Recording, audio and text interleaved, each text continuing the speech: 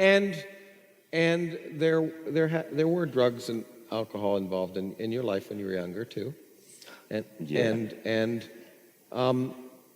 and the need, again, what can one talk about the need? I mean, acting is an escape, but so are, in fact, one of the things that in our meeting that we're having here, one of the people early on talked about that single chemicals, and you can scan the brain, create new patterns that you've never experienced before.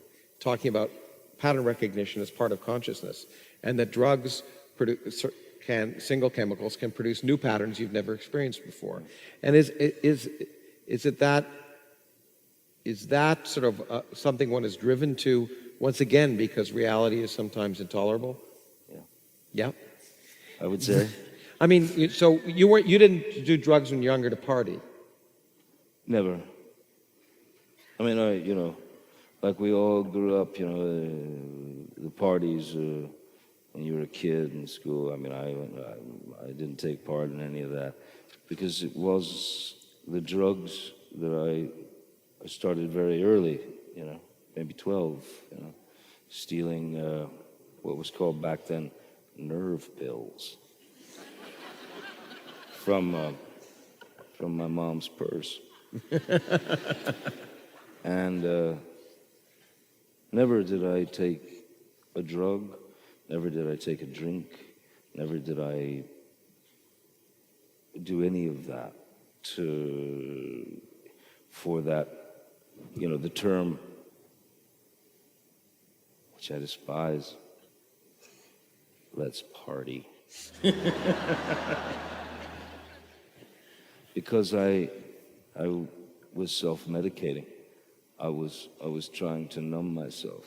I was trying to calm the circus. I was trying to calm the brain. I was trying to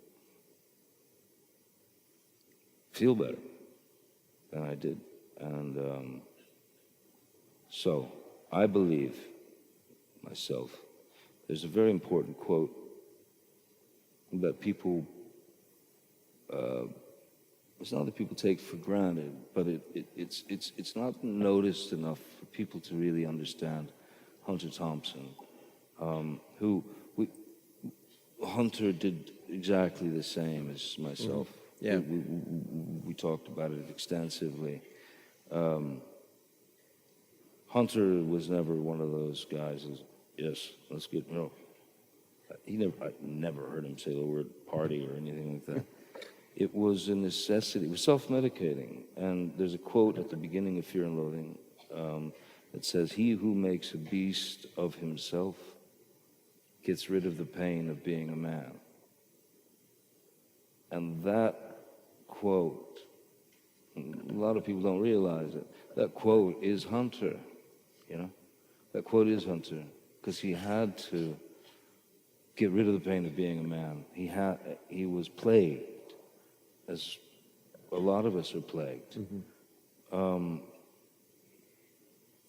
What Hunter had, two things that people didn't know about Hunter. They thought he was just a savage, and he could be. But he was an extreme gentleman.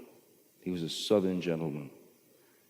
And aside from that, he was a hyper sensitive human being who had no way of releasing the demons that would never, and never come back.